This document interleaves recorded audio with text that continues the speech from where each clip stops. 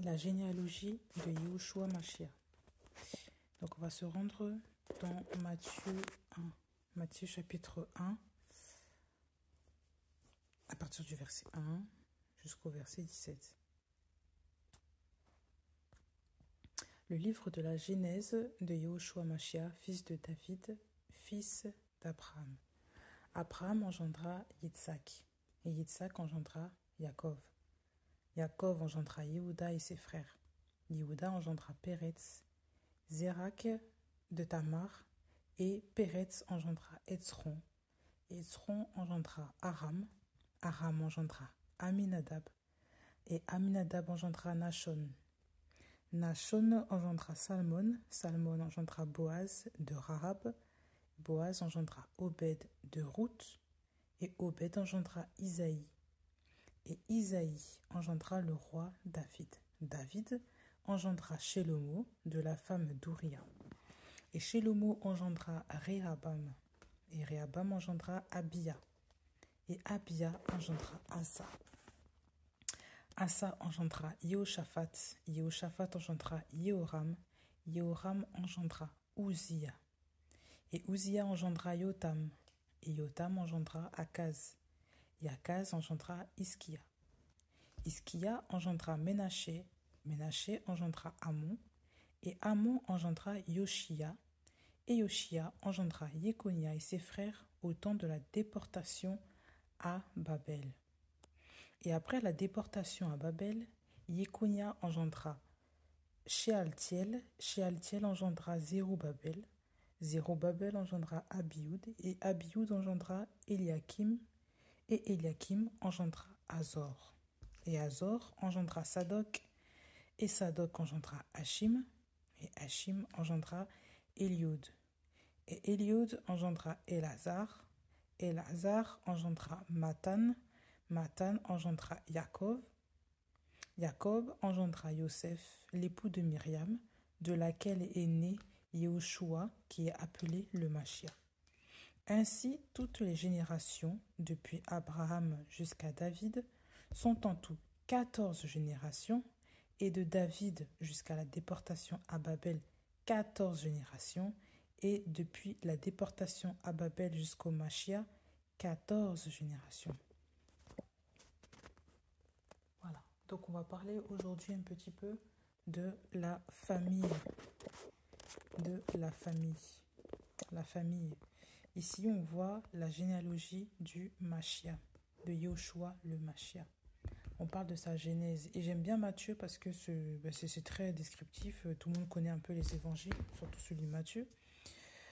Les évangiles en général. Mais la généalogie de notre Seigneur Yahushua Mashiach est très importante parce que par d'où il vient, on comprend et on est enseigné par beaucoup de choses. Beaucoup de gens, parfois, ils survolent, même dans les chroniques, souvent, ils survolent les généalogies. Dans la Genèse aussi, ils survolent les origines. Non, l'importance du nom, l'importance des noms, des engendrements est très significative et aussi très important. Et aujourd'hui, on va s'intéresser à certains versets de sa généalogie pour comprendre, en fait, nous, comment est-ce qu'on doit comprendre ces choses. Donc là, il s'agit de la généalogie de Yahushua Mashiach, qui est le fils de David et le fils d'Abraham. On vous précise bien qu'il est le fils de David, fils d'Abraham. Donc, on connaît sa lignée, on sait d'où il sort, d'où il vient. Donc, que personne ne vous mente. Que personne ne vous chuchote d'autres choses alors que ce n'est marqué de ni d'Adam ni de Ève. Il faut vraiment qu'on fasse attention à ça. On vous dit ici que Abraham engendra Yitzhak. Déjà, on vous parle de la tête. On vous parle, au verset 2, on vous parle d'Abraham. Abraham descend de qui? Quand on regarde dans le chapitre de Genèse, allons voir Genèse 10, vous allez comprendre. Non, peut-être Genèse 11. Attendez, Genèse 11 ou Genèse 10? Ah non. On vous parle...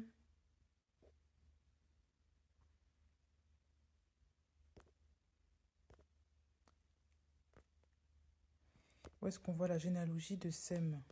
En particulier, normalement, on zoome sur la généalogie de Sem.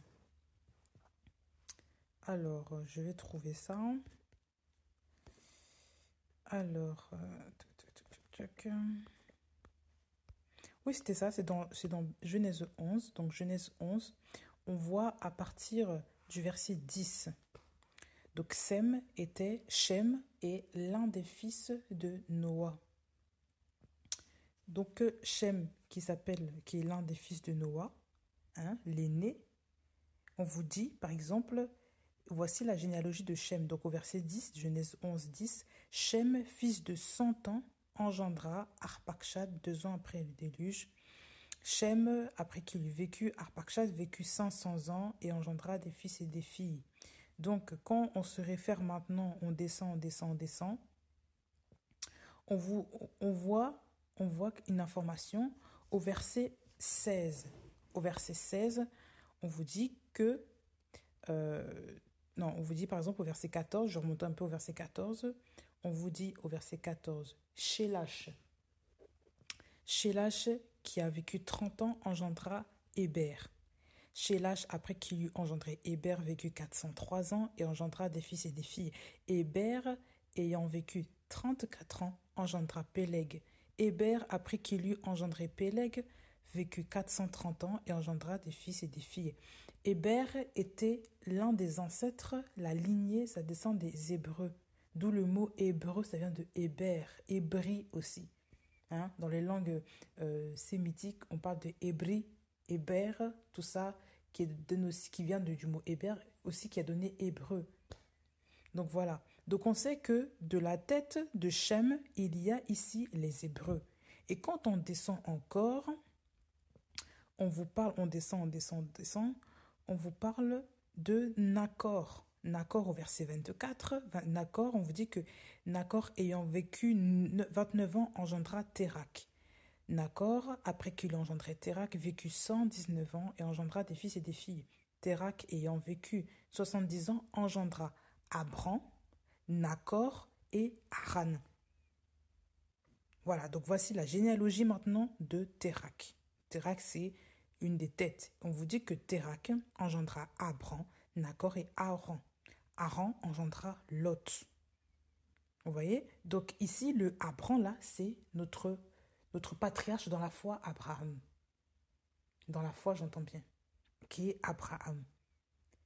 Donc, on sait que la tête, c'était un des fils de Noah, qui lui-même a engendré, dedans il y a des Hébreux, qui lui-même a engendré Abraham. Donc maintenant, quand on revient dans l'évangile de Matthieu 1er, on revient dans l'évangile de Matthieu 1er.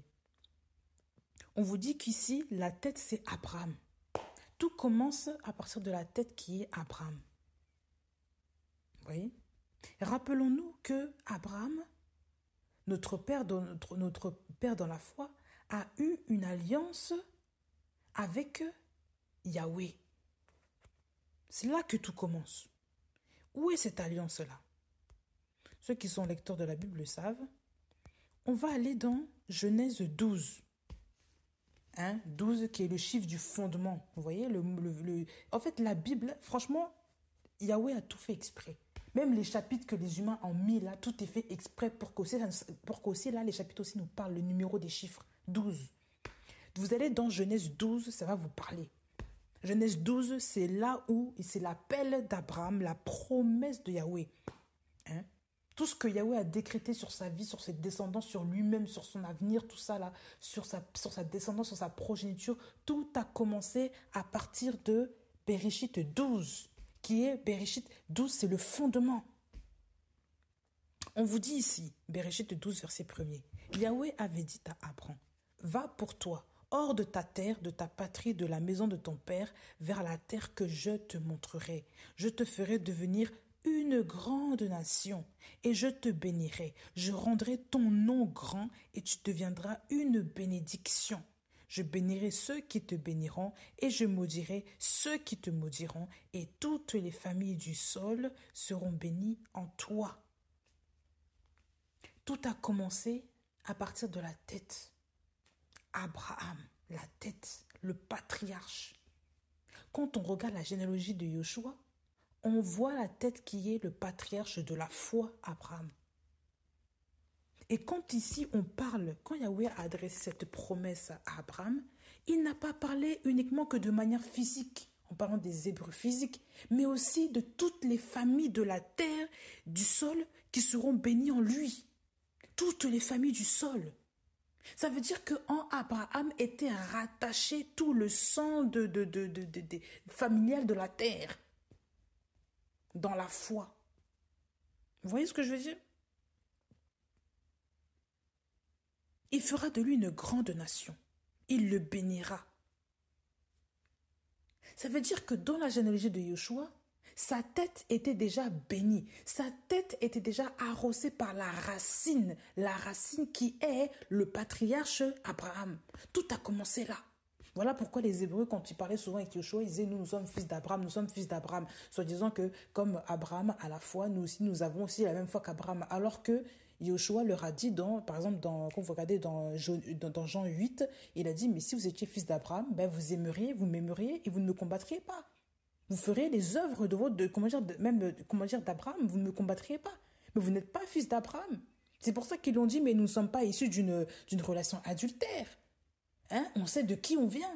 Physiquement, ils sont d'Abraham, physiquement, mais spirituellement, ils ne sont pas de lui. Parce que Abraham n'est pas que seulement un père pour les Hébreux, il est aussi le père de tous ceux qui ont cru en Mashiach, tous ceux qui ont la foi en Elohim, la véritable foi. Donc c'est aussi un père dans la foi autant qu'un père physique.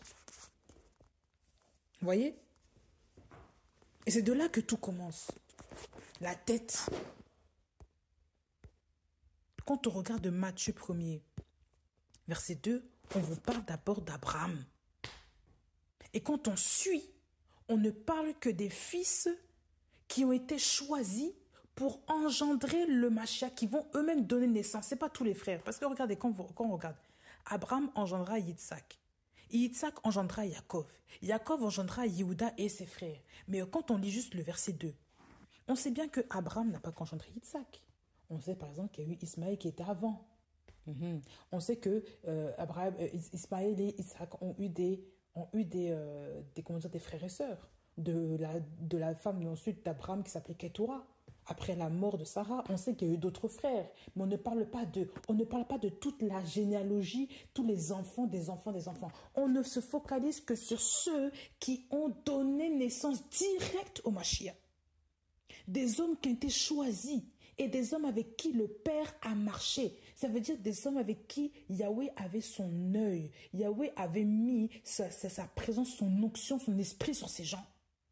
Il avait suivi à la trace le chemin de ces gens. On vous parle de Yitzhak. Or, on vous dit que Yitzhak est le fils, selon la promesse. Il est le fils qui participe, il est le fils de l'alliance. Mais Ismaël n'a pas participé à la promesse. Parce que Yoshua ne descend pas d'Ismaël. Yoshua descendait d'Isaac, par la foi. On vous parle encore de Isaac engendra Yaakov. Yaakov engendra Yehuda.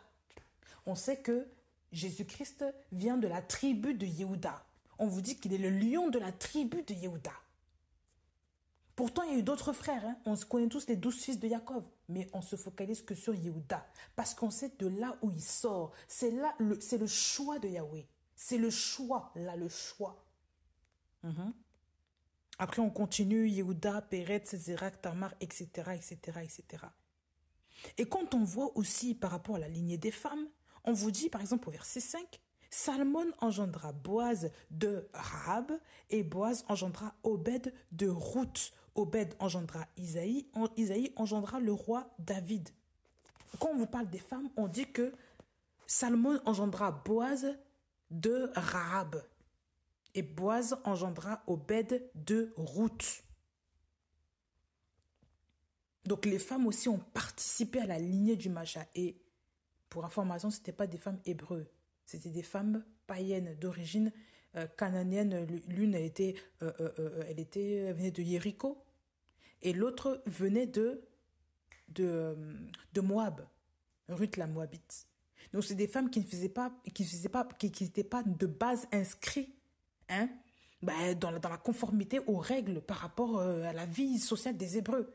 Mais Yoshua fait une exception en prenant ces femmes-là. Voilà pourquoi on précise, elles ont seulement engendré Boaz de Rahab et Boaz engendra Obed de Ruth. Donc ces femmes-là se sont alignées dans l'agenda, dans le calendrier du Père pour donner naissance au futur sauveur de l'humanité. C'était des femmes qui étaient choisies. Et quand vous regardez l'histoire de ces femmes-là, Rahab et Ruth étaient des femmes de foi. Elles n'étaient pas choisies en fonction que de leur beauté, elles étaient des femmes de foi. On fait toujours référence à la foi de ces femmes. Ruth a abandonné sa patrie, sa mère, son pays, tout ce que vous voulez, pour suivre Naomi qui, elle, connaissait son Dieu, qui connaissait sa terre, qui savait où elle allait. Elle a dit que ton Dieu sera mon Dieu, ton Élohim sera le mien. Elle a cru par la foi. Rahab aussi a cru par la foi. En sauvant les hommes qui s'étaient cachés là. Elle a cru par la foi. Elle savait aussi que Yahweh Elohim était le seul Dieu, qu'il était tout puissant, que tout le monde en avait peur. Ces femmes-là étaient des femmes de foi. Quand vous voyez la lignée comme ça, on parle des personnes de foi. C'est eux qui sont rentrés dans l'action du Père. Ça veut dire que Yahweh a déposé dans leur cœur une semence particulière pour perpétrer l'engendrement du Mashiach, pour attester de la véracité aussi de notre Sauveur de l'humanité. C'était pas des païens. Quand vous regardez, même si ces hommes ont fait des erreurs, mais c'était des hommes qui se sont accrochés qui se sont accrochés à Yahweh, qui se sont accrochés à la Torah de Yahweh, qui ont marché selon ses préceptes, selon ses commandements, selon ses coutumes, selon ses préceptes. Ce ne sont pas des gens qui étaient païens, qui sont retournés en arrière. Non. On parle ici de la lignée du Mashiach. La lignée. C'est très important. On vous dit que le roi David engendra Shelomo de la femme d'Ouria. Shelomo engendra Rehabam, etc., etc., etc. Vous vous rendez compte de toutes ces personnes, de tous ces hommes? Et au final, ça engendra quoi? Qu'on voit au verset 16. Yaakov engendra ensuite Yosef, l'époux de Myriam, de laquelle est né Yehoshua. Donc il fallait que tout arrive jusqu'à jusqu'à Yosef et Myriam pour que Yehoshua naisse dans le ventre de cette vierge-là, pour qu'il provienne du ventre de cette vierge. Ça veut dire que même Myriam était aussi choisie. Tout était déjà prédestiné dans le calcul du Père.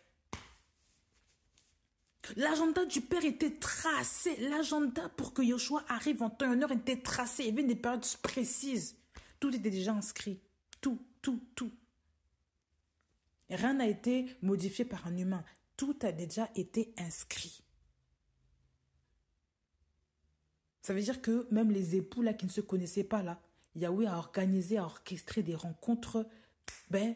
Et puis la personne a la foi le Seigneur, et puis des enfants naissent, et puis ensuite ça perpétue pour donner naissance à un autre sauveur de l'humanité qui s'appelle Yoshua Mashiach. Et qui a sauvé combien de gens? L'humanité tout entière. L'humanité tout entière. L'humanité tout entière. Grâce à des gens qui ont eu la foi, qui ont gardé cette foi-là, qui ne l'ont pas écrasée, qui ne l'ont pas piétinée. Des gens en qui Yahweh a posé sa semence. Des gens en qui Yahweh a posé la foi. Ça veut dire qu'il ne faut pas souvent trafiquer les choses. Il ne faut pas forcer les événements. Ruth n'avait même pas en tête je pense que cette femme-là n'avait même pas en tête de se dire, de répouser un autre homme elle ne savait même pas qu'elle pouvait être l'ancêtre du sauveur de l'humanité. Mais Yahweh lui a fait cette grâce-là parce qu'elle a eu la foi. Elle a porté des enfants parce qu'elle a eu la foi. Elle a marché avec une femme de foi qui s'appelait Naomi. Elle ne s'est pas arrêtée sur son mari qui était mort. Elle a continué à persévérer. Même si ton mari décède, ne te dis pas que c'est la fin pour toi. Même si, je ne sais pas quoi, il se passe un drame dans ta vie familiale, ne te dis pas que c'est la fin pour toi. Tu ne sais pas de quoi demain est fait. Naomi, cette femme, a perdu ses 2 fils et son mari. Elle est partie qu'avec sa belle-fille. Mais elle s'est dit peut-être que pour moi, il n'y a aucun espoir. Appelez-moi Mara, comme elle le disait. Et pourtant, elle a donné naissance. Grâce à elle, Ruth a pu donner naissance à un enfant qui est l'ancêtre du Mashiach. Mais quelle bénédiction, quelle grâce! Si elle pouvait savoir ça, vous imaginez dans votre lignée, il y a quelqu'un qui était influent. Le nom. Abraham, là, on avait dit que Yahweh a dit je rendrai ton nom grand. Ça veut dire qu'en Abraham, toutes les personnes qui descendent de lui là avaient des noms grands. Ils avaient des noms, ils avaient une renommée. Et quand on regarde, quand on regarde l'histoire de ces gens-là, oui, ces gens-là avaient des histoires incroyables avec Yahweh. Ce sont des gens qui sont connus. Combien de filles ne s'appellent pas Ruth? Combien de femmes ne s'appellent-elles pas Ruth? Ruth en français, Ruth en anglais, tout ça. Combien de gens ne mettent-ils pas le nom David sur leurs enfants? Salomon, etc. Shlomo pour d'autres langues, tout ça. Combien? Abraham même, Jacob, Yosef, Myriam, combien de gens n'ont-ils pas mis ce nom-là? Pourquoi? Parce que les noms sont importants. L'histoire des personnes aussi est importante. Et par rapport à cela, ça nous rappelle aussi la lignée du Mashiach. Vous voyez? C'est important. Tout était tracé, tout était direct. Tout était entrepris par le Père.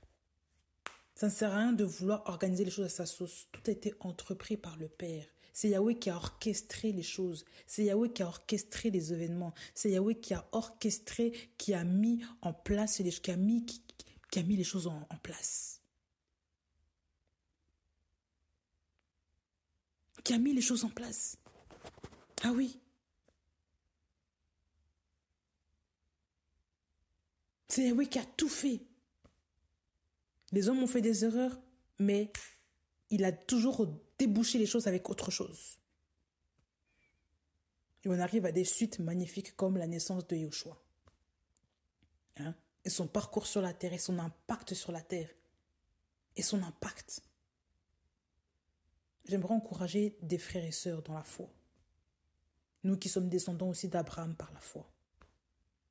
Nous avons aussi une mission importante. Nous avons aussi, une charge importante au niveau de notre famille, de notre descendance. On doit savoir, non pas d'où forcément on vient physiquement, ça peut être important pour certains, pour d'autres non, mais je parle dans la foi. Nous savons que nous descendons de Yoshua. Nous sommes enfants, fils d'Abraham dans la foi. Je vais reprendre ce passage-là pour confirmer. Oui, parce que des gens qui vont dire non, il ne faut pas se prendre pour des juifs ou je ne sais pas quoi là. Je vais reprendre ce verset-là. Galates 3, versets 28 et 29. Regardez. Galates 3, versets 28 et 29. Il n'y a plus ni juif ni grec, il n'y a plus ni esclave ni libre, il n'y a plus ni mâle ni femelle, car vous êtes tous un en Yahushua Mashiach. Mais si vous êtes du Mashiach, vous êtes donc de la postérité d'Abraham et héritier selon la promesse. Donc, je n'ai pas menti et je ne mentirai pas. Nous sommes de la postérité d'Abraham et héritiers. Donc, au même titre que Isaac, là, nous sommes aussi héritiers comme lui. Parce que nous appartenons à Mashiach. Yahushua Mashiach descend d'Abraham. Donc, si nous sommes en Yahushua Mashiach, nous descendons aussi d'Abraham. Nous sommes greffés à cette lignée-là. Donc, ça veut dire que nous portons en nous le nom grand de Yahushua Mashiach. Nous portons en nous le nom grand de notre patriarche. Nous portons en nous cette bénédiction-là qui a été déversée depuis Abraham jusqu'à maintenant, nous l'avons. Tout comme Yahushua aussi l'a eu, il a déversé sur nous aussi. Nous sommes héritiers, co-héritiers de Mashiach. Vous comprenez ça? On ne peut pas nier ce genre de choses. Il ne faut pas qu'on nie aussi d'où nous venons. Il ne faut pas que nous nions ça. Ah oui.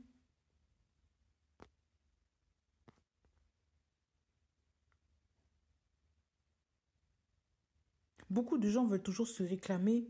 Ils veulent toujours se réclamer, je ne sais pas quoi, de telle lignée, de telle appartenance ethnique, appartenance géographique, machin. Mais quand tu vas mourir, ces choses-là, ça n'a plus de gloire. La seule gloire que nous avons, honnêtement, c'est de descendre du Mashiach. Nous devons être fiers de notre lignée en Mashiach. Oui, parce que nous sommes enfants descendants du Mashiach. Nous devons être fiers de ça.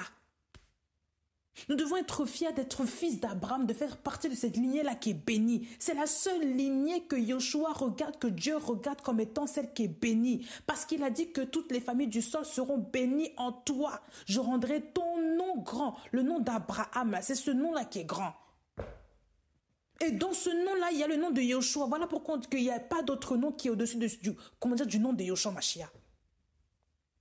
Voilà pourquoi on vous dit que Yoshua est le fils de David, fils d'Abraham. Ah oui, c'est de là que tout commence. C'est cette lignée-là que nous devons en fait être fiers de ça. Il faut se revendiquer, être fier d'être fils de Yoshua Mashiach, d'être fille d'Abraham dans la foi. Il faut être fier de ça. Non pas être fier de nos origines, je ne sais pas, origine cambodgienne, origine africaine, origine, je sais pas quoi, des Maldives, origine française, origine américaine, amérindienne, origine, je ne sais pas quoi, orientale. Mais on s'en fiche. Ta lignée là n'a pas de poids par rapport à la lignée d'Abraham, la lignée du Mashiach. Ça n'a pas de poids. Parce que tu ne seras pas sauvé par rapport à ta lignée là. Parfois, on entend des délires sur les réseaux, les gens font des débats généalogiques terribles pour se prouver qu'ils appartiennent à tant, pour se prouver que leurs ancêtres ont fait la guerre, pour se prouver que leurs ancêtres étaient des puissants guerriers, pour se prouver que leurs ancêtres ont fait ça. Ils étaient je sais pas, des ingénieux, des machins, mais leur lignée n'a pas de poids concernant la lignée du Mashiach. Parce que souvent, parce que tous sont morts. Et pour certains, ce sont beaucoup aussi des païens. Et les gens se réjouissent d'aller mourir comme ça avec leur nom qui n'a pas de poids. Vous voyez, c'est comme les gros cartons. Vous voyez des gros cartons, ça, on se dit, ah ben le gros carton il est lourd, mais quand vous portez là c'est tout léger parce qu'il n'y a rien dedans. Ça paraît volumineux d'aspect, hein, mais dedans il n'y a rien, il n'y a pas de poids, il n'y a pas de, il n'y a pas de poids. Il n'y a pas de poids. Et des gens comme ça, tout ce qu'ils veulent grossir les choses pour épater les yeux des gens. Mais quand tu regardes, quand on pèse là, il n'y a pas, c'est léger. C'est léger, c'est encombrant pour rien. Ça prend la place pour rien, mais c'est léger, il n'y a rien dedans. Nous devons être fiers de tous nos descendants. Ah oui. Et toi, ma soeur aussi, qui m'entends, ça ne sert à rien de vouloir chercher à forcer les relations entre un frère et une soeur, entre toi et un frère, etc. Ça ne sert à rien de forcer les relations. Parce que ce que Dieu n'a pas écrit, ça ne va pas se réaliser. Si tu veux rester dans le plan d'Elohim, laisse-toi guider par l'esprit, comme Ruth là. Ruth n'a pas songé déjà, elle n'a pas commencé à planifier les choses pour avoir mari. Elle est partie seulement par la foi, elle a suivi sa belle-mère. Il y a des choses qu'il faut arrêter de vouloir calculer d'avance. Vous allez commencer à prévoir des choses et vous allez tomber dans le piège de l'ennemi ensuite. Laissez-vous guider par le Saint-Esprit. C'est lui qui vous ouvre les portes. Là, vous ne pouvez même pas vous attendre à une rencontre, à une personne et ensuite, voilà, un mariage plus tard. Tout est orchestré. Depuis Abraham, là, Myriam n'était pas née. Hein. Joseph, il ne connaissait pas Myriam, mais ni Myriam ne connaissait pas Joseph. Ils se sont rencontrés, ils ont voulu faire un projet pour se marier, et Yoshua a mis le bébé dans le... Enfin, Yahweh a mis le bébé dans le ventre, hein, qui s'appelle Yoshua, il a mis le bébé dans le ventre de Myriam, et voilà, elle s'est avérée enceinte. Mais même dans ce couple-là, pourquoi est-ce que Yahweh a permis que Myriam épouse Joseph? Parce qu'il savait que Joseph allait garder la vision là qui était dans Myriam. Il allait accepter de garder le bébé. Alors qu'il était hébreu là, il était juif. Hein, voilà. Mais ce n'était pas tous les juifs qui avaient le même cœur. Vous voyez? Ça veut dire qu'il ne faut pas chercher Marie comme ça. C'est Yahweh qui envoie le mari. Ben oui. Parce qu'il y a des hommes qui vont supporter ce que Yahweh t'a donné que d'autres ne pourront pas supporter. Il y a des hommes qui détruisent tout ce que les femmes ont. Toute la vision que le Seigneur peut te donner, toi, ma soeur. Un homme païen, un homme que Dieu n'a pas prévu pour toi, va détruire tout. Il va détruire ta vie. Tu vas devenir comme une fleur fanée, je t'assure. Il y a des gens comme ça qui ont tout perdu. Parce qu'ils ont fait des mauvais mariages. Mais toi qui restes dans le plan du Seigneur, toi qui t'accroches au Mashiach, quand le Seigneur te donne un mari, ce mari-là, c'est qui pourra supporter ce que Yahweh t'a donné, même si ça paraît extraordinairement grand. Comme le bébé dans le ventre de Myriam. Un ange s'est révélé à Yosef et il a dit, il faut garder ta femme. Il a été sensible et il a écouté. Son cœur là était disposé à écouter parce que c'était l'homme que Yahweh avait prévu pour Myriam. Mais si ce n'était pas le monsieur là, hein, ça allait être comment? Regardez Abigail. Abigail a fait tellement un sale mariage, un mauvais mariage, que même quand elle a effacé les erreurs de son mari, Yahweh, Elle a expliqué à son mari ce qui s'est passé hein, par rapport à l'histoire de David, tout ça. Regardez son cœur, regardez l'état de son cœur. Son cœur est devenu mort à l'intérieur de lui. Il était encore plus dur comme une pierre. Il était insensible, cet homme-là. Et à cause de ça, il est mort. Un autre a pris sa place. David est devenu le mari de cette femme. Un homme David a pu supporter, il a pu comprendre la valeur d'Abigail. Vous voyez, il y a des hommes aussi qui se font ravir leurs femmes, qui perdent leur vie bêtement parce qu'ils ne savent pas prendre soin de leurs femmes. Cette femme était une femme de vision, Abigail. C'est une femme prophétesse. Regardez tout ce qu'elle a dit sur David. Elle avait beaucoup de valeur, beaucoup de poids. Mais cet homme-là, à côté d'elle, était un homme sans valeur, un ignorant, un insensé. Il s'appelait Nabal. C'était un homme qui était méchant. La Bible le dit. Cet homme-là, il est parti mourir comme ça. Parce qu'il n'a pas saisi la valeur de sa femme.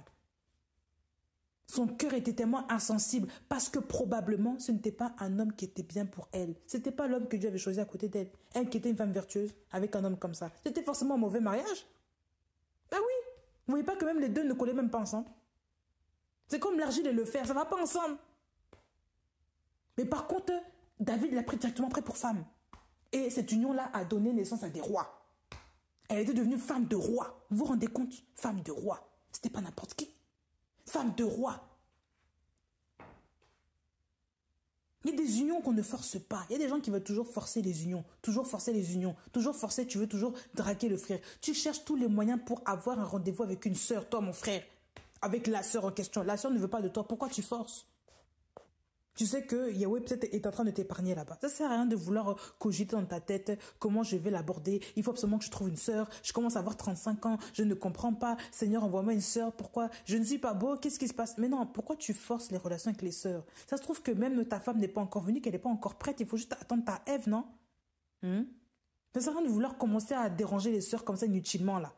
Ou alors l'envoyer des SMS vraiment ultra saoulants, ultra collants, bavés. Vous savez, les hommes là souvent genre qu'ils aiment bien toujours être au service des femmes. Les femmes n'aiment pas ça, hein. Je vous le dis. Petite parenthèse. Les femmes n'aiment pas beaucoup les hommes là je sais pas, qui collent beaucoup les femmes. Il faut avoir de l'assurance. Il faut rester homme. Il faut rester ce que tu es. Il ne faut pas devenir enfant pour commencer à voir la femme là. Les femmes n'aiment pas ça. Et tu peux aussi tomber sur une manipulatrice. Une femme très méchante. Parce qu'il y en a. Ah oui, surtout quand les femmes savent qu'elles sont belles, très belles, que les hommes les désirent. Elle voit que tu cours derrière elle, elle va te manipuler, elle va commencer à te quémander les choses voilà. Mais elle ne t'aime pas sincèrement. Et toi, tu vas faire les choses juste pour qu'elle t'aime, pour qu'elle voit à quel point tu l'aimes, pour qu'elle te rende l'appareil. Elle ne te le rendra jamais l'appareil. Il faut rester homme, il faut rester stable. Messieurs, s'il vous plaît, arrêtez ça. Hein? Il y a des hommes comme ça aussi. Ils voient que la femme là, ils veulent être tout gentils. Ils sont là, ils courent toujours derrière la femme, toujours des mots gentils, toujours des mots doux, toujours ils sont pot de colle. Il ne faut pas être comme ça. S'il vous plaît. Et restez stable. Restez fiers de vous. Restez correct. Hein? C'est pas évident, oui, les émotions, mais il faut savoir être dans l'équilibre aussi. Le Saint-Esprit aussi est là pour ça. Donc il faut arrêter. Il ne faut pas déranger les gens pour rien forcer les relations. Une sœur qui ne veut pas de toi, mon frère, accepte. C'est pas grave. Une autre là, peut-être même qu'elle est moins belle, hein, ou peut-être qu'elle est plus belle, tu ne sais pas. Mais c'est elle qui va te supporter, qui va t'aimer dans tous tes problèmes, qui va te suivre tout au long de ta vie. Que l'autre là, si même tu l'épouses là, elle peut partir, elle peut ne pas supporter. Elle peut ne pas t'aimer aussi à la hauteur de ce de ce que toi-même tu aurais espéré. Parce que ce n'est pas la femme qu'il fallait. Regardez Abigail et Nabal. Cette femme était triste tout le temps, j'imagine. Son mari était méchant, il avait un mauvais caractère. Elle passait toujours derrière, nettoyer ce que son mari avait fait par terre. Elle nettoie toujours les bêtises de son mari. Vous pensez vraiment qu'elle était heureuse? Elle devait en avoir marre, au point même qu'elle ne parlait même plus. C'est qu'elle en avait vraiment marre. Elle disait même que il est comme son nom, il a la folie dans son nom. Tu vois pas, il est comme ça. Elle était fatiguée. Il y a des femmes qui sont mariées avec des Nabal qui sont fatiguées, elles n'en peuvent plus. Parce que certainement, c'est un mauvais mariage où elle s'est mal mariée, elle s'est rendue compte plus tard que le monsieur n'était pas ça, ou alors on lui a imposé ce monsieur-là parce qu'on ne sait pas. On ne sait pas. Mais en tout cas, ce n'était pas un bon mariage. Elle n'était pas heureuse, elle n'était pas comblée. Déjà, vu le nom du monsieur, elle n'était pas contente. Ah oui. Vous voulez rester comme ça? Vous voulez avoir des conjointes comme ça? Des conjoints compliqués, des conjoints bizarres, des conjoints avec qui vous allez souffrir tout au long de votre vie parce que vous avez fait des mauvais choix.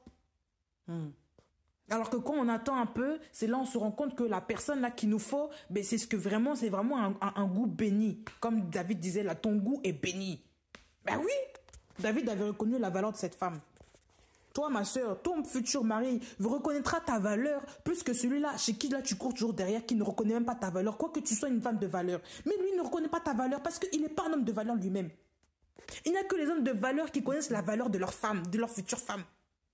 Des hommes qui ne connaissent rien. Et des hommes, tu leur parles, tu peux te faire des mains et des pieds, ils n'entendront jamais rien. Parce que ce ne sont pas des hommes de valeur. Ils ne reconnaîtront jamais ta valeur. Pour eux, là, ça c'est dû à qui? C'est normal d'être comme ça. Ou alors même quand tu fais une action qui est bien, ils vont commencer à se murer dans le silence comme Nabal. Dans ton couple, dans ton mariage, tu dois savoir te dire que l'homme ou la femme avec qui je suis doit être capable de porter la vision que Yahweh a mis en moi, comme Myriam. Cet homme-là a supporté le fait que cette femme enfante sans qu'elle ne soit mise enceinte. Il a cru dans ce que l'ange lui a dit, parce que son cœur était disposé. En fait, c'était l'homme que Yahweh avait choisi pour elle. C'était l'homme que Yahweh avait choisi pour elle. Le père adoptif de Yoshua, là, c'était un homme qui avait supporté ça. Il n'a pas dit, non, elle est partie faire des bêtises avec un autre homme. Après, j'ai reçu une vision. Non, je voulais quand même la chasser. Les hommes qui ont la foi, là, l'homme que Dieu a mis à côté de toi, là, c'est lui qui va supporter ta vision. Ce ne sera pas l'autre. Ce ne sera pas le voisin, non. Ça veut dire que parfois, il faut accepter que l'autre parte. Il faut accepter que l'autre refasse sa vie. Il faut même accepter aussi que, que le mari, là, l'homme que tu convoitais, là, ben, il est parti avec une autre. Il faut accepter ça. Ça fait mal, mais c'est la vérité. Je n'ai pas parlé de divorce. Et encore, si les païens, il veut partir, ben, la Bible dit qu'il faut pas, on est tous appelés à la paix. Hein, c'est ce qui est marqué. C'est pas moi. 1 Corinthiens 7, allez lire. Je parle du païen qui s'en va, pas toi. Toi qui es chrétien. Le païen qui s'en va, la Bible dit qu'il est libre de partir et qu'on est appelé à la paix. Mais toi, en tant que chrétien, tu ne veux pas demander le divorce. Mais il faut savoir une chose. Même si tu es marié comme ça, persévère comme Abigail a persévéré dans ce mariage, ne divorce pas comme ça. Tu ne sais pas si tu vas gagner ton mari ou ta femme. Ça, on ne le sait pas.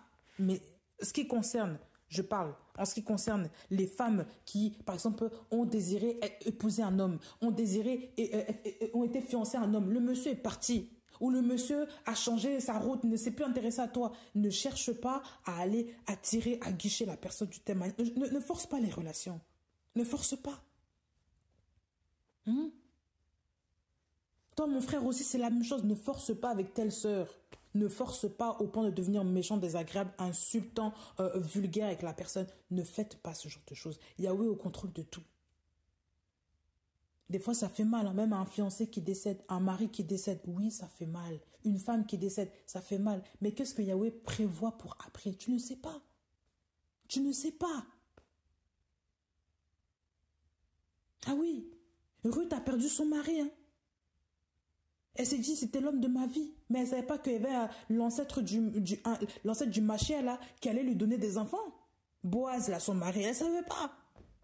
Elle est tombée sur Boaz et son cœur a repris vie. Ça fait mal des fois, oui, mais c'est comme ça.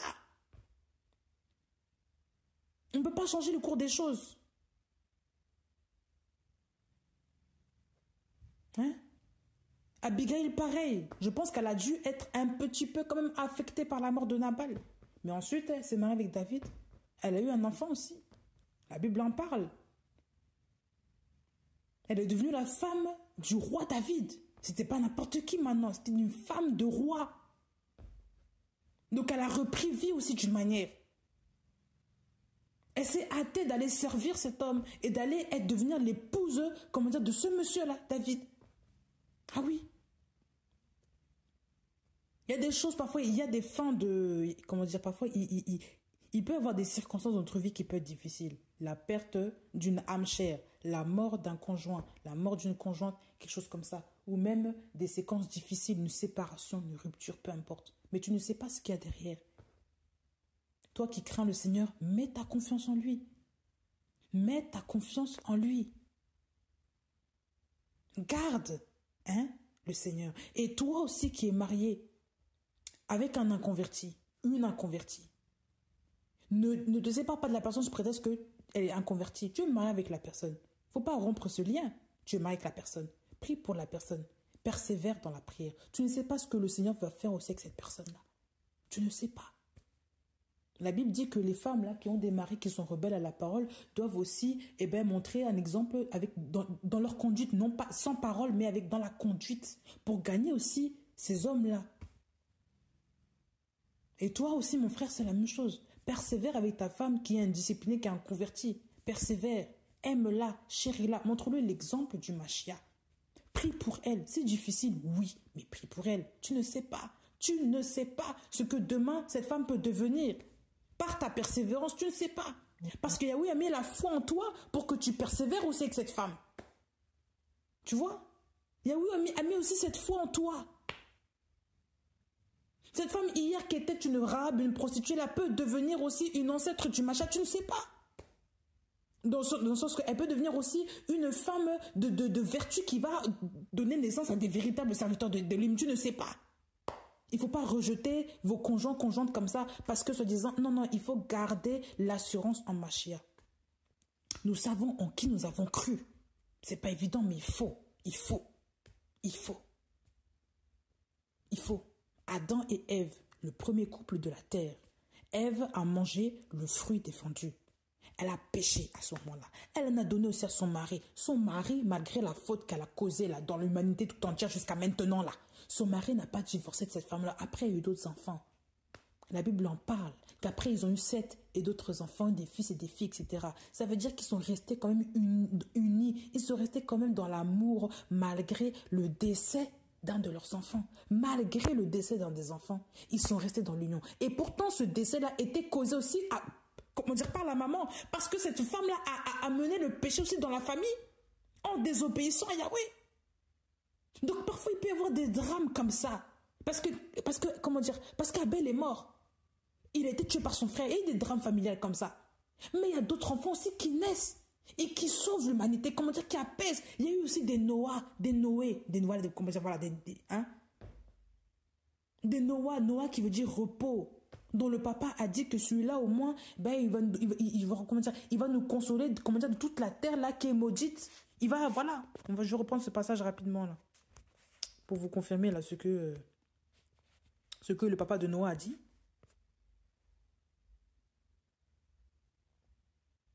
Regardez, qu'est-ce que le papa de Noah a dit?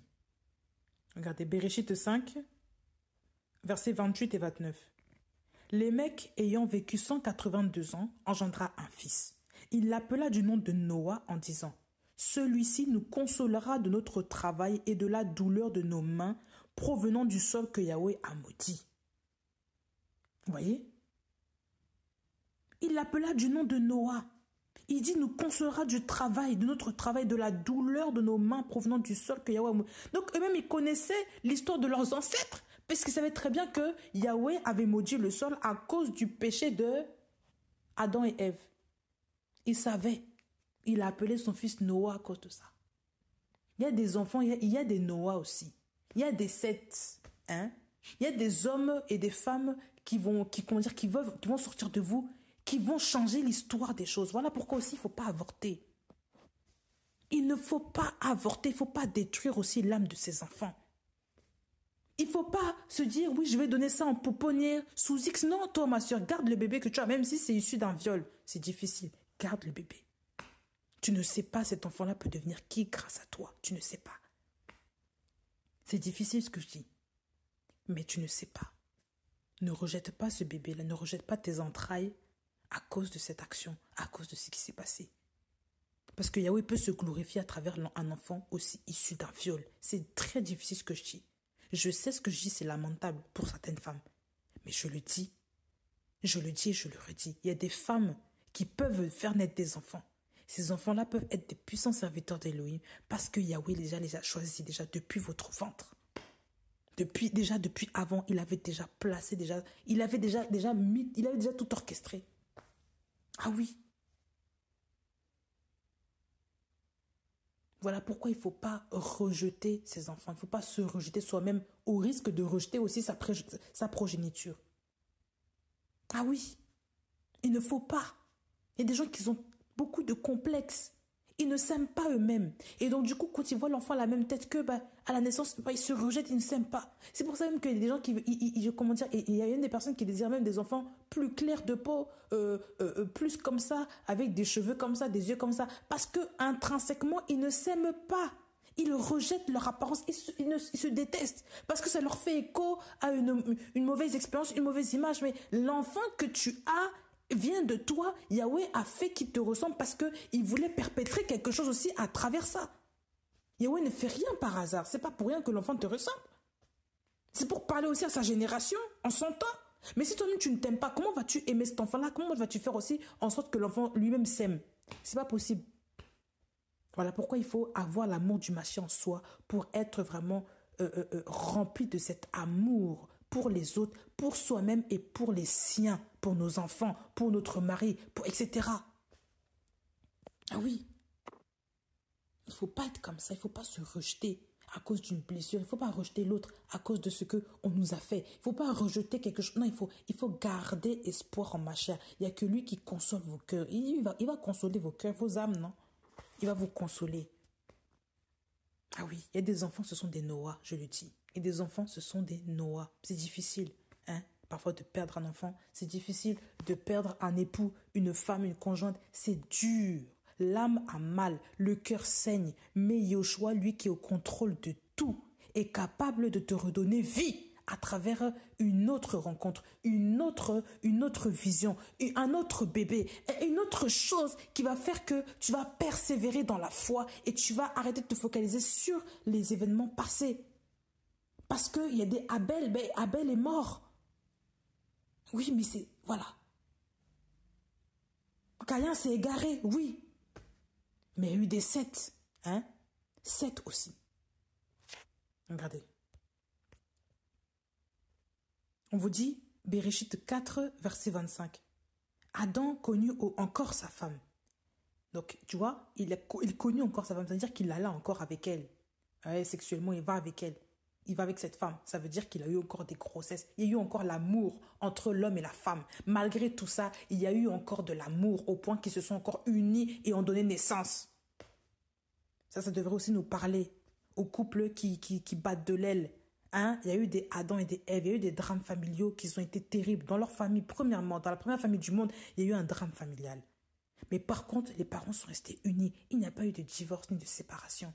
Il n'y a pas eu de ça. Donc, prenons aussi nos ancêtres-là comme modèle selon la foi aussi. Regardez, Adam connut encore sa femme. Elle enfanta un fils et il l'appela du nom de Chet, car dit-elle, Elohim a mis une autre postérité pour moi, à la place d'Abel que Caïn a tué. Vous voyez ce qu'elle a dit? Elle appela du nom de Chet, car, dit-elle, Elohim a mis une autre postérité pour moi, Elohim, à la place d'Abel que Caïn a tué. Elle était consciente des faits dans sa famille. Elle a mis Elohim a mis, et non pas moi j'ai fait un homme, comme elle avait dit en parlant de Caïn. J'ai fait un homme grâce à Yahweh. Non, elle a dit, Elohim a mis un enfant. Il a mis une autre postérité pour moi, à la place d'Abel. Il a mis une autre postérité, une autre. Parfois, il y a des remplacements que le Seigneur fait. Il y a des remplacements que le Seigneur fait, c'est comme une renaissance, un renouveau. C'est comme Adam. Adam était prévu pour l'éternité. Mais comme il a goûté le péché, il est mort. Mais il y a eu le deuxième Adam aussi qui s'appelle Yoshua Mashiach. Cette renaissance, ce renouveau. Le deuxième Adam, c'est lui, il s'appelle le deuxième Adam, non? Ah oui. On parle de l'ancienne alliance, on parle aussi de la nouvelle alliance. Parce qu'il y a des recommencements, il y a du renouveau, il y a une renaissance. Tout comme la terre là, comment dire, elle a été détruite là, avec le déluge là, il y a eu aussi une renaissance de la terre, dont l'arc dans le ciel là, qui était le symbole que Yahweh ne détruirait plus la terre par les eaux du déluge. Quand il a fait cette promesse là à Noah, il y a eu une alliance qui a été faite, ça veut dire qu'il y a eu un renouveau. Vous croyez que ça n'a pas fait mal à Yahweh de vouloir détruire toutes ces créatures? Il se repentit dans son cœur d'avoir fait l'être humain, c'est ce qu'il dit. Il a été affligé dans son âme, le Créateur, parce qu'il a pris du temps à créer ces humains. Il a pris du temps pour investir dans ces humains. Il a constaté que l'humain était rebelle. Il a dû effacer ça. Vous ne croyez pas que Yahweh aussi a souffert de ça? Ça veut dire que dans ta vie aussi, tu vas avoir des périodes de ta vie qui seront sombres, où ça fait mal, où tu vas devoir avoir des regrets, des déceptions. Tu vas devoir parfois avoir même parfois le cœur brisé. Mais par la grâce du Seigneur, il y a toujours du renouveau. Et c'est ce renouveau-là qui va sécher tes larmes, qui va redonner l'espoir dans ta vie. Voilà pourquoi il ne faut pas se dire tout est fini, tout est anéanti, j'arrête tout, tout est terminé, je reviens en arrière, ça y est, je retourne dans le monde. Ne fais pas ça. Regarde les exemples de la parole. Quels sont les hommes qui sont accrochés au Seigneur en dépit de tout ce qui était contre eux, en dépit des vents et marées, en dépit de tout, tout. Regarde Job, sa femme, ils ont perdu tous leurs enfants. Tous leurs enfants. Job s'est toujours accroché au Seigneur. Même sa femme a dit, maudit Dieu meurt. Ou béni Dieu et meurt. Elle n'en pouvait plus. Mais non seulement il a gardé sa femme parce qu'on ne parle pas d'une autre femme, et en plus il a refait des enfants, et il a refait aussi des belles filles. Des très très belles filles qui étaient les plus belles de tout, je ne sais plus quoi là. Je vais reprendre ça rapidement. On vous dit dans Job 42, là, Job 42. On vous dit que Yahweh bénit, au verset 12, Yahweh bénit le dernier, le dernier état de Iov, plus que le premier, de sorte qu'il eut 14 000 brebis, 6 000 chameaux et 1000 couples de bœufs et 1000 ânesses. Il eut aussi 7 fils et 3 filles. Donc comme au départ, il appela la première du nom de Yemima, la deuxième du nom de Ketsia et la troisième du nom de Keren Apuk. Et il ne se trouvait pas de femme aussi belle que les filles de Hiob sur toute la terre. Leur père leur donna une part de l'héritage parmi leurs frères. Et on vous dit qu'après ces choses, Hiob vécut 140 ans, il vit ses fils et les fils de ses fils jusqu'à la 4e génération. Hiob mourut vieux et rassasié de jours. Job 42, verset 12 jusqu'à 17. Regardez la fin. Tout ce qu'il a traversé, Job, c'était difficile, c'était dur. Il s'est pris des rafales il était parfois discrédité par ses amis. Il était dans l'incompréhension totale, il était dans une épreuve extrêmement difficile, il a tout perdu, mais il s'est accroché au Seigneur. Et le Seigneur lui a rendu les choses, mais en plus, et il a des très très belles filles. Yahweh sait que c'est une grâce d'avoir des très très belles filles. Au départ, on n'en parle pas, mais là on parle des filles qui sont encore plus belles que je ne sais quoi, là, de toute la terre. Ah oui. Il était encore plus riche que avant. On vous dit que Yahweh bénit le dernier état de Iov, plus que le premier, de sorte qu'il eut, etc. On décrit même tout ce qu'il a, sa richesse. Pourquoi tu t'accroches, aux choses du monde, alors qu'il faut s'accrocher plus au Seigneur? Si tu t'accroches aux choses du monde plus qu'au Seigneur, tu vas vaciller, tu vas retourner dans le monde. Mais si tu gardes toujours l'œil sur le Seigneur, tu ne vas pas retourner, tu ne vas pas baisser la garde facilement.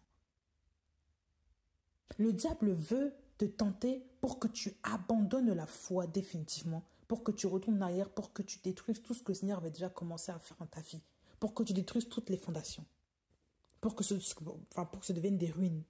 Des ruines comme, vous voyez, les ruines gallo-romaines, les ruines des anciens châteaux, etc. Il veut que ce soit comme ça dans ta vie.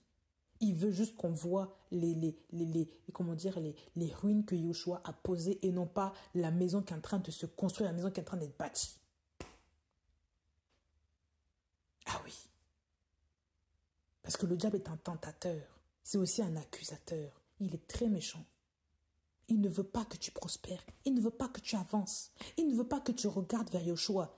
C'est pour ça qu'il va t'envoyer toutes sortes de tentations bizarres pour que tu abandonnes la foi. Il va t'envoyer toutes sortes de personnes bizarres pour que tu commences à vaciller, à penser que Jésus n'est plus avec toi. Parce qu'il ne veut pas te voir percer. Il ne veut pas te voir avancer. Il veut te voir dans l'échec total. Il veut te voir dans le mépris total. Il veut que tu abandonnes la foi pour que tu retournes à ton état initial, voire pire même qu'avant. Il ne veut pas te voir persévérer, avancer dans la foi. Et ces hommes-là de la Bible, qui n'étaient même pas aussi remplis que toi aujourd'hui tu l'es, ont persévéré avec le Mashiach, malgré tout ce qui s'était passé. Et avant, à l'époque, on sait que c'était difficile. Hein. Les époques de guerre, les époques, il n'y avait pas beaucoup de... Hein, il n'y avait pas forcément d'assistance comme aujourd'hui. Aujourd'hui, les gens sont baignés dans dans l'assistanat, il faut dire la vérité. Hein. Il t'arrive quelque chose, on peut t'envoyer l'argent de loin. Il t'arrive quelque chose, ton voisin peut te secourir parce que tu l'as appelé. Les pompiers peuvent venir. À l'époque, c'était pas comme ça. Si même mais il fallait même envoyer des lettres qui arrivent dans combien de temps? C'était pas juste le message là, qui vient dans 2 secondes. C'était pas comme ça. Aujourd'hui, là, nous sommes vraiment baignés dans l'assistanat. Nous sommes cajolés comme des gros bébés. Mais malgré tout ça, là, il y a de plus en plus de gens qui n'ont plus la foi. Mais regardez les gens d'avant. Les gens d'avant n'avaient qu'une seule espérance, Mashiach. Vous voyez le développement là aussi, là, voilà. Là aussi, là où ça mène, là. Le développement. Beaucoup de gens, voilà, commencent à abandonner la foi parce qu'ils mettent leur confiance maintenant dans les téléphones, dans les gens, dans machin, dans tout ce qui est assurance vie, assurance machin. Mais ils ne mettent plus l'assurance dans le Mashiach. Il faut garder la foi. Il faut rester ferme. Ta famille doit être aussi le reflet de la gloire de Dieu aussi dans ta vie. Parce qu'on doit voir les fruits. C'est pour ça qu'il ne faut pas forcer les rencontres au risque de faire des mauvais mariages, au risque aussi de détruire sa famille. Ah oui.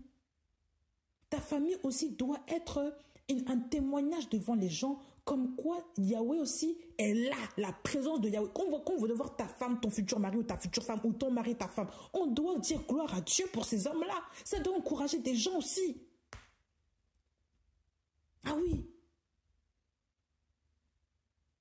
La mère de Yoshua, Myriam, était un témoignage aussi pour les gens, on la connaissait. C'était pas une femme de mauvaise vie. Hein. On connaissait Myriam, on connaissait Yosef, on connaissait les frères et sœurs de Yoshua, la Bible même en parle. C'était pas des gens qui étaient de mauvaise vie. On ne parlait pas d'eux en scandale. On savait même de Yoshua d'où il venait de Chine. C'était pas des gens qui avaient une mauvaise réputation. Donc sa famille était, dirait-on, bien construite. Ils n'étaient pas riches, non. Ils étaient quand même avec une réputation correcte, normale, acceptable pour l'époque. Il fallait avoir un bon témoignage. Myriam aussi avait un bon témoignage. On ne parle pas d'elle en mal. Il faut que toi aussi, tu sois une femme de bon témoignage pour aussi tes frères et sœurs dans la foi, pour aussi les gens qui te voient, qui t'observent dans ta vie de tous les jours. Même tes enfants, là, on doit parler bien d'eux. On ne doit pas dire qu'ils courent partout, ils sont mal élevés, ils sont incorrigibles. Quand on leur parle, ils insultent. Moi, l'autre fois, j'étais scandalisée quand j'ai entendu un enfant, quand j'étais chez, on était en train d'attendre chez le pédiatre avec mon fils, avec mes enfants. Et un enfant qui commence à dire des gros mots devant sa mère, il parle normal, il parle vraiment des gros, il avait quoi, 11-12 ans. Sa mère est à côté, elle ne dit rien, elle dit, oh, parle pas comme ça, juste simplement. J'étais choquée, je dis, mais qu'est-ce que c'est que ces paroles-là? Et le petit parlait comme ça d'une normalité devant ses parents. Comment voulez-vous que ces femmes-là soient honorées avec de tels enfants qui parlent comme des voyous? Déjà, ils n'ont même pas 15 ans. Comment voulez-vous? C'est comme s'ils sont nés dans la rue, dehors, dans des poubelles, on ne comprend pas. Ils n'ont pas d'éducation. Mais pourtant, les mères sont là à côté. Elles acceptent, elles entendent, elles tolèrent. Vous devez avoir des comportements aussi responsables par rapport à l'éducation de vos enfants. C'est pas normal qu'on voit vos enfants qui chahutent à 22 h alors que tout le monde est censé dormir. Ce n'est pas normal de voir des enfants aussi qui crachent dehors devant les gens, qui se comportent mal, qui disent pas bonjour, ni au revoir, ni merci. Et on trouve ça logique. Et vous vous appelez enfant de... Il s'appelle enfant de chrétien se disant, vous faites honte à l'Éternel en faisant ça. On doit voir le témoignage. C'est normal. Ruth était une femme dont les gens aussi parlaient en bien. Voilà pourquoi Boaz aussi l'a accepté, parce qu'il s'est renseigné. Parce qu'elle aussi, elle marchait avec Naomi. C'était une fille qui était stable. Même Boaz aussi, sa réputation aussi était bonne. Ben oui, les gens ne se mariaient pas comme ça, par hasard, comme ça. Non, les gens regardaient la réputation, ils regardaient la lignée, ils connaissaient tout de l'autre. Du moins, plus ou moins. Ils se renseignaient à l'extrême pour savoir aussi de qui était la famille de temps là. Ils n'ont pas fait comme Akab qui a épousé Jézabel, là, comment dire, une fille une fille de païen qui n'avait aucune éducation par rapport à la loi d'Israël. Ils n'ont pas fait ça. Vous, aujourd'hui, vous voulez épouser du n'importe qui, après vous vous étonnez que votre témoignage aussi est bafoué à cause de l'inconverti que vous avez épousé. C'est normal. C'est normal. Heureusement qu'il y a des Abigail aussi qui rattrapent derrière des Nabal, parce que sinon c'est compliqué. Et que les enfants s'y suivent. Bah oui. Souvenez-vous qu'à cause du péché d'Akab et de Jézabel, toute sa descendance là était, voilà, 70 fils là, de Akab là, tous morts. Le jugement était aussi exercé aussi sur eux aussi, après la mort de leurs parents. Sa femme, comment dire, jetée par la fenêtre, mangée par des chiens, lui aussi mort à la guerre. Voilà, comme d'une façon, même quand on regarde la vie de Saül et ses fils, c'est pareil. Quelle honte, quelle honte. Des noms comme ça, là, on voit pas beaucoup d'enfants qui s'appellent Akab, hein. Vous savez pas pourquoi? Parce que c'est une honte. Ce sont des familles honteuses, ça, là. Ce sont des familles honteuses. Comment voulez-vous garder votre témoignage quand vous-même, là, vous faites des choix bizarres, vous acceptez les choix bizarres et vos enfants aussi sont frappés de malédiction ou alors ont des caractères bizarres à cause de cette union aussi que vous avez fait là? Il faut toujours suivre le Machia, il faut toujours écouter le Machia. C'est important. C'est important. J'ai entendu une histoire souvent à la télé. Une femme habitait dans les quartiers chauds d'une ville qui en France qui s'appelle Marseille. Elle avait beaucoup d'enfants. Tous les garçons sont morts. Dans la drogue, dans le machin, ils sont tous affaires de drogue. Ils sont tous morts. 4 garçons, je crois, morts. Cette femme a tout perdu. Et tu la vois triste, machin. Regardez, des unions comme ça. Regardez même les enfants qui ne sont pas éduqués. Le témoignage. Quand on n'est pas en machia aussi, quand on ne reste pas en machia là, on peut faire des enfants aussi qui peuvent aussi aller à la mort à cause aussi des actes aussi qu'on a posés. Bah oui. Regardez Akab et Jézabel. À cause de ces 2 parents-là, la lignée, là, la maison de Akab était renversée. Plus personne ne pouvait bâtir dessus. C'était une malédiction qui était attribuée à sa maison. Je ne mens pas. Vous croyez quand je dis ça, c'est plus d'actualité? Je ne mens pas. Je ne mens pas. Allons voir. Regardez, quand on voit 1 Roi 21, verset 21. Voici, je ferai venir du mal sur toi. Là, c'est Élia qui parle de la part de Yahweh à Akab. Parce que Jézabel, elle a fait tuer un innocent. Elle a fait des machinations, elle a fait du n'importe quoi, cette femme. Vous lisez l'histoire de 1 Roi 21, vous allez comprendre. Voici, je vais faire venir sur toi du mal sur toi. Je brûlerai derrière toi, je retrancherai de chez Akab quiconque urine contre un mur, qu'il soit détenu ou libéré en Israël. Je rendrai ta maison semblable à la maison de Yarobam, fils de Nébat, et la maison de Baïcha, fils d'Achia, parce que tu m'as provoqué à la colère et tu as fait pécher Israël. Yahweh parla aussi contre Yisbel en disant, les chiens mangeront Yisbel, près du rempart de Yisraël. Celui de la maison d'Akab qui mourra dans la ville, les chiens le mangeront, et celui qui mourra au champ, les oiseaux des cieux le mangeront. Vous avez vu tout ça? Cette femme, on a dit que, comme les chiens ont léché comment dire, que Yahweh a dit que, ainsi par Yahweh, comme les chiens ont léché le sang de Naboth, les chiens lécheront aussi ton propre sang. Vous vous rendez compte? Ça, c'est le prophète Élia qui parle de la part de Yahweh à Akab, pour Akab et Jézabel, sa femme. Jézabel en français, Yisbel en hébreu. Voilà. C'est un jugement. Et sa fille était, comment dire, sa vie de famille, sa maison, elle est détruite. Personne ne devait rester. Personne. Personne. Regardez encore l'histoire. Franchement, il faut relire bien l'histoire. Quand vous lisez l'histoire de cet homme et de cette femme, un couple qui n'ont pas respecté, qui ont fait des machinations terribles pour tuer un innocent, qui ont versé du sang innocent, alors que Akab connaissait la Torah, était censé connaître la Torah de Yahweh, mais déjà parce qu'il a fait un mauvais mariage, il a épousé une sorcière. Il s'est laissé entraîner par cette sorcière. Vous voyez aussi, c'est ça aussi le fait de faire des mauvais mariages. Parce qu'on fait des mauvaises unions qui ne sont pas sur la volonté du Seigneur, et on est traîné aussi à être, on peut perdre la foi, on peut perdre notre salut, notre témoignage à cause d'une personne qui est rentrée dans notre vie, alors qu'elle n'était pas inscrite, elle n'était pas dans la volonté du Père.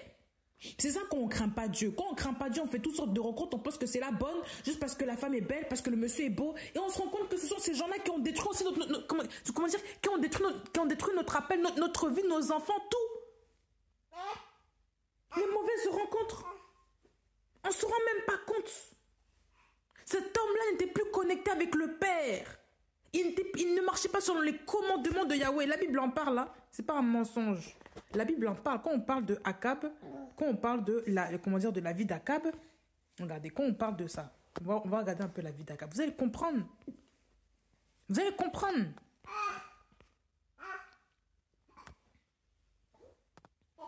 Je vais essayer de revoir l'histoire. Voilà. Vous allez comprendre. Regardez, quand vous allez dans 1 roi 16. 1 roi 16 à partir du verset 29. Akab, fils d'Omri, régna sur Israël la 38e année d'Asa, roi de Yehuda.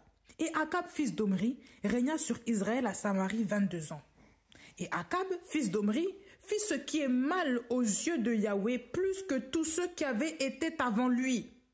Il arriva que, comme si c'était peu de choses, qu'il marcha dans les péchés de Yarobam, fils de Nébat, il prit pour femme Yisbel, donc Jézabel, fille d'Ethbal, roi des Sidoniens, puis il alla vers Baal et se prosterna devant lui. On vous dit qu'il dressa un autel à Baal, dans la maison de Baal, qu'il bâtit à Samarie. Akab fit une Ashéra. Akab fit plus encore que tous les rois d'Israël qui avaient été avant lui, pour irriter Yahweh, l'Élohim d'Israël. Est-ce que vous vous rendez compte de ça? Ça, c'est 1 roi 16, à partir du verset 29 à 33. L'histoire, là, quand on vous parle de ce monsieur. Parce que même son père était comme ça. Hein. Son père aussi, le père de Akab aussi était comme ça. Ah oui. On vous dit que son père, c'était pareil. Quand on remonte même au verset 25, on vous dit que Omri fit ce qui est mal aux yeux de Yahweh et fit le mal plus que tous ceux qui avaient été avant lui. Il marcha dans la voie de Yarobam, fils de Nébat, et dans son péché par lequel il avait fait pécher Israël en irritant Yahweh, l'Élohim d'Israël, par leurs idoles. Le reste des discours d'Omri, de tout ce qu'il a accompli et les actions puissantes qu'il a accomplies. Donc voilà, on vous dit que au verset 28, il se coucha avec ses pères et fut enterré à Samarie. Akab, son fils, régna à sa place. Donc, son fils aussi a suivi le chemin de son père. Le fils, là, Akab, a suivi le chemin de son père Omri. Parce que même Omri, là, a fait le mal plus que tous les rois qui étaient avant lui. Donc, c'est ça. Cet homme était tellement... En fait, de père en fils, ils se sont transmis leur même mauvaise foi. Vous voyez leur mauvaise pratique, là. Leur foi à l'envers, là. Leur foi en Satan. Au lieu de croire en véritable Elohim, non. Il croit en Baal, etc. Il a véhiculé ça à son fils. C'est pour ça que les histoires de mariage mal fait, là, il faut faire attention, ça peut atteindre vos enfants. Ah oui. La lignée de Yoshua, machin, était préservée. C'était pas n'importe qui faisait, qui était acteur là-dedans, là. Il y avait des gens qui étaient choisis. On vous parle déjà de la tête Abraham. Cet homme était déjà un homme béni. De la tête. Ne prenez pas des hommes inconvertis ou des femmes inconverties qui ne sont pas de la lignée déjà d'Abraham dans la foi. Ils ne sont même pas bénis spirituellement. Ce sont des gens qui sont maudits. Ils ne font que manger la maïtrise. Ils ne sont pas dans la foi. Comment voulez-vous prospérer avec des gens comme ça? Vous qui connaissez la parole, vous êtes en connaissance de cause, vous savez très bien que ce n'est pas bon d'épouser un converti, vous le faites quand même. Vous prévoyez déjà fiançailles, mariage, tout ça.